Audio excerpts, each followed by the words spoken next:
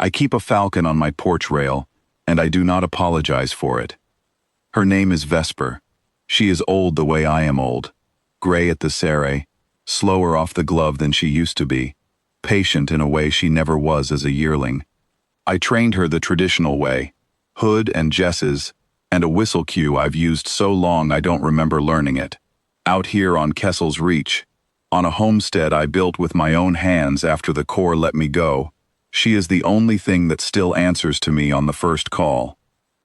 Kessel's Reach isn't much to look at from orbit, a strip of scrubland the Concordat let humans homestead after the treaty lines got redrawn, thin soil, thinner budgets, the kind of place a man goes when the Corps is done with him and he isn't quite done with himself. I built the house myself, board by board, over 2 winters.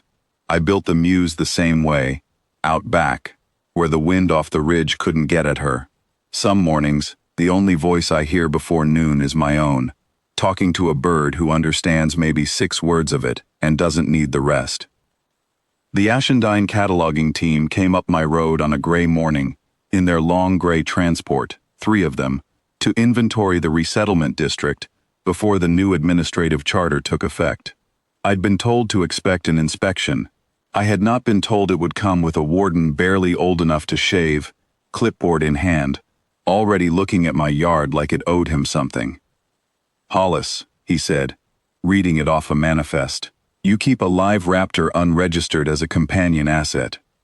"I keep a falcon," I said. Same thing, different words. He didn't like that.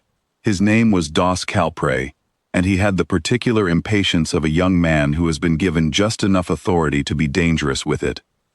He walked the porch rail like he was pricing it. Vesper sat hooded on her perch, feathers settled, entirely unbothered, which seemed to bother him more than if she'd screamed at him. "This practice is flagged for decommission," he said. "Falconry, hunting with a tethered predator bird, is catalogued under primitive-era earth husbandry, ornamental, obsolete. We've seen the archival footage. It's museum theater. You people used to put birds like this in ceremonial parades." "She's not ceremonial," I said. "She's a working bird. She earns her keep same as I do."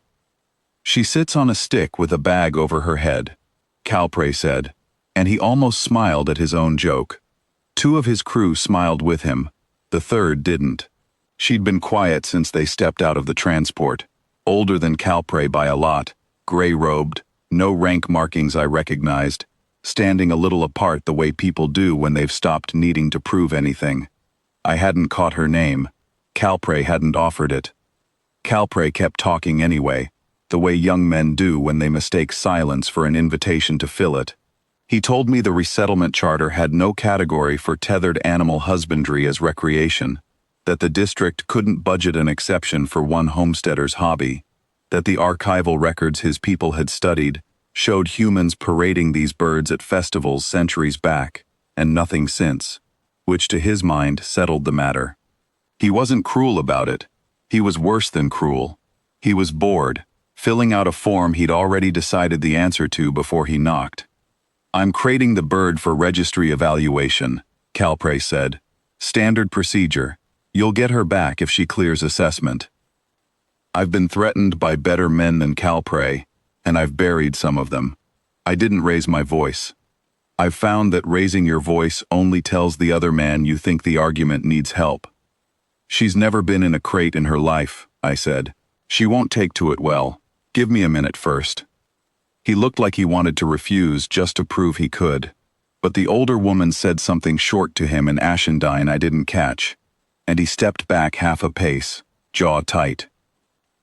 I walked to the rail and gave Vesper the whistle. 3 low notes, the one I use when I want her calm and paying attention, not hunting, old habit.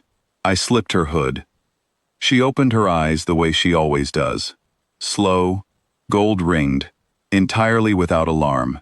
She didn't bait off the glove. She didn't so much as ruffle a feather. She looked at Calpre, looked at his crew, looked at the gray-robed woman longest of anyone, and then she settled her wings and went still. That particular stillness she has, chin tucked, eyes half-lidded, A bird who has already decided nothing in the yard requires her attention. The gray-robed woman made a sound I'd never heard a person make before. Not a gasp.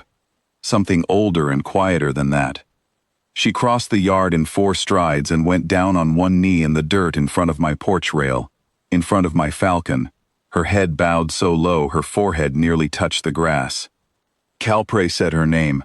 I finally heard it. First Matron Issa Rel, and she didn't answer him. She stayed down. Matron, Calpray said again, and this time there was no impatience in it at all, just a boy suddenly out of his depth. She rose slowly. When she spoke to me, not to him, and her voice had gone thin and careful, like she was handling something that might break. Where did you learn the unbound stance? She said. The what? The hood removed. The bird made no move to flee, no move to strike, though nothing binds her but a strip of leather at her leg. She looked at us, at all of us, and found nothing in the yard worth fearing. That stillness, that exact stillness. She looked at Vesper like she was looking at something out of a story she'd stopped believing was true. My people had a right once, before the long quiet took our own packed birds from us. The bonded hunter unhooded before strangers, trusted not to flee, and trusted not to strike. Proof that the bond runs deeper than the leash. We called it the vow unbound. We lost the birds 3 generations back. We kept the words. We never thought we'd see the shape of it again. I didn't know what to say to that, so I said the true thing. She's not doing a right. She's just not scared of you.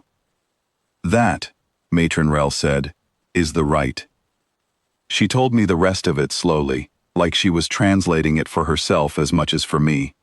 Her people's packed birds had died out in the famine years the Concordat called the Long Quiet.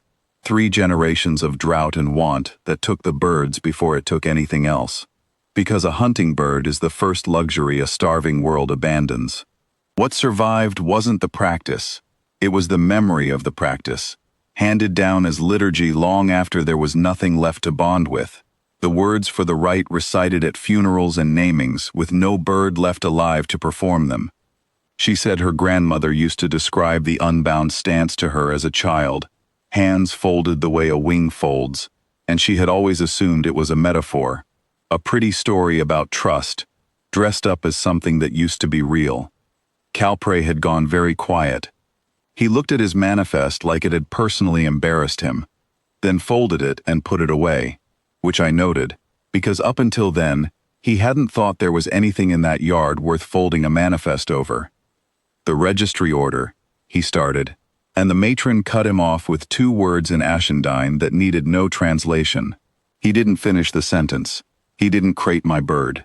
He stood there instead, like a man recalculating the whole morning, and to his credit, when he looked at Vesper again, the smirk was gone out of his face and didn't come back.